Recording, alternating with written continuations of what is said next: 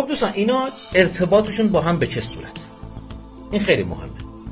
مثلا توی چانگان 5 رقمی که روی سیلندره با 5 رقمی که روی میلنگه، اینا با هم طبق جدول ادغام میشن و حاصل این ادغام میشه یه عددی که میشه سایز یاتاقان ثابت. و تو قسمت یاتاقان‌های متحرک عددهای 4 رقمی که روی میلنگه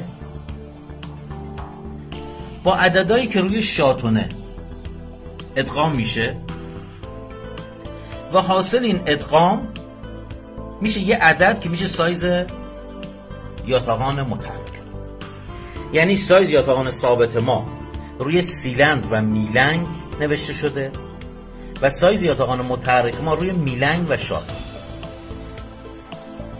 اینجا میلنگ هم با سیلندر در ارتباطه هم با شاتون در ارتباطه، چون روی میلنگ هم یاتاقان متحرک سوار میشه هم یاتاقان ثابت. به همین خاطر توی قسمت با یاتاقان ثابت در ارتباطه با سیلندر، توی قسمت با یاتاقان متحرک در ارتباطه با شاتون.